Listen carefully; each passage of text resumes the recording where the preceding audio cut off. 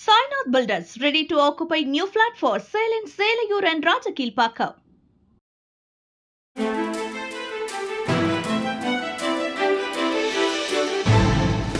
தட்டை, சீடை, முறுக்கு, ரிப்பன் போகடா, அதிரசம் என்ன வேணாலும் செய்யுங்க.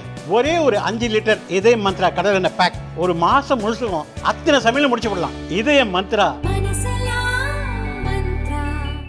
மகாராஷ்டிரா சட்டசபை தேர்தல் நவம்பரில் நடந்தது. பாஜக தலைமையிலான என்டிஏ கூட்டணி வெற்றி பெற்று தேவேந்திர பட்னாவிஸ் முதல்வரானார். ஓட்டுப்பதிவின் போது மிகப்பெரிய முறைகேடு நடந்ததாக காங்கிரஸ் தலைமையிலான இண்டி கூட்டணி தலைவர்கள் பகிரங்கமாக குற்றம் சாட்டினர்.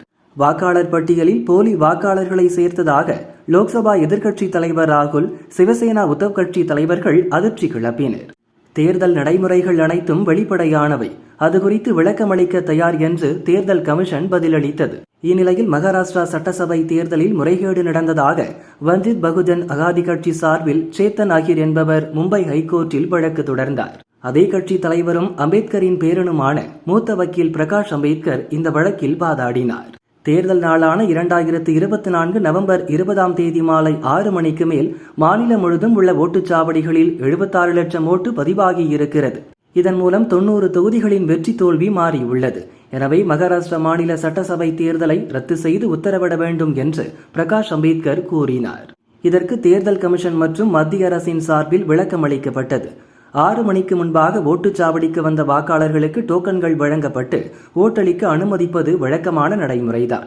இந்த நடைமுறை இதற்கு முன்பும் பல தேர்தல்களில் கடைபிடிக்கப்பட்டிருக்கிறது என்று அரசு தரப்பில் விளக்கம் அளிக்கப்பட்டது. இருதரப்பு வாதங்களை கேட்ட ஹைகோர்ட் மனுதாரருக்கு கடுமையான கேள்விகளை முன்வைத்தது.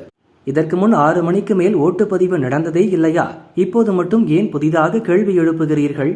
இந்த தேர்தலில் சந்தேகம் என்றால் இதற்கு முன் நடந்த லோக்சபா தேர்தல் நடைமுறை பற்றி சந்தேகம் எழுப்பாதது ஏன் என்று பிரகாஷ் அம்பேத்கர் தரப்பிடம் நீதிபதிகள் கேள்வி எழுப்பினர். பின்னர் அந்த வழக்கை தள்ளுபடி செய்த நீதிபதிகள், இப்படிப்பட்ட மனுக்களை தாக்கல் செய்து வழக்கு தொடுப்பதின் மூலம் கோர்ட்டின் நேரம் வீணடிக்கப்படுவதாக கடிந்து கொண்டனர்.